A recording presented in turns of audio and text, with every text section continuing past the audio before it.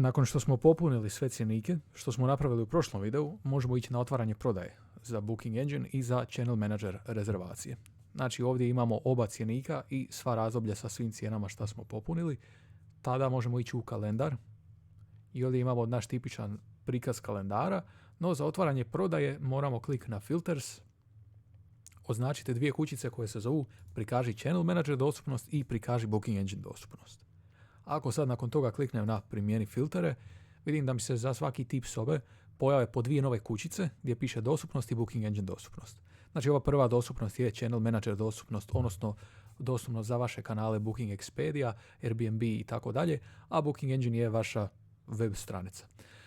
Tako da kako bih htio otvoriti prodaju za recimo tip standard, kliknem na dostupnost gdje mi ovdje kaže zatvoreno za siječanj 28. siječnja 2025.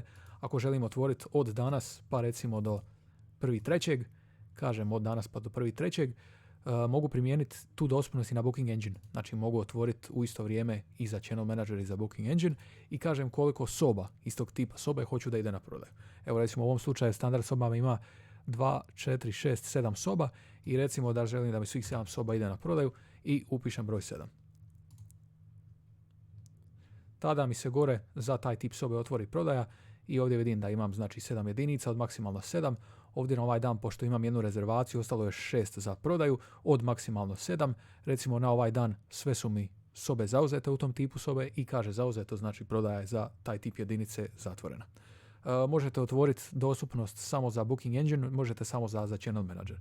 Znači ja mogu ovdje reći za Channel Manager dostupnost, otvori mi ovdje 4 jedinice, a mogu reći za Deluxe sobu, otvori mi samo Booking Engine dostupnost, da mi idu znači sobe iz tog tipa jedinice na prodaju samo na Booking Engine. Ovdje otvarate znači kompletno prodaju za Channel Manager i Booking Engine, ali imate još jednu postavku gdje možete ugasiti prodaju za određene cjenike. Znači sad smo otvorili kompletnu prodaju, no ako želim zatvoriti recimo prodaju za noćenje sa doručkom u slučaju da imate neka razdoblja da vam ne radi kuhinja i da ne želite prodavati određene cjenike, možete klikom na cijene i restrikcije odabrati cjenik koji ne želite da se prodaje taj dan. I sad mi se tu pojave još nove kućice. Znači sad ovdje imam kućice za uređivanje cijena, što smo isto prošli u prošlom videu. Uređujem cijene za jednu, za dvije osobe, ali imam i ove restrikcije. Znači ove restrikcije mi govore kao prvo, mogu pisati minimum maximum stay. Mogu reći od 28.1. do 1.2. hoću da mi je minimum stay za taj tip sobe 3. I sad mi tu stoji 3/0, što znači da je minimum stay 0, a da maksimum stay nije postavljen. Ako želim zatvoriti prodaju za cijenik, isto kliknem na restrikcije, recimo sad ovdje za superior, kažem od 28.1. do 5.2. želim da mi je to closed. I sad kad ja kliknem na closed, znači iako je prodaja otvorena je za sve cijenike, ali restrikcija za ovaj cijenik zatvara ovaj cijenik.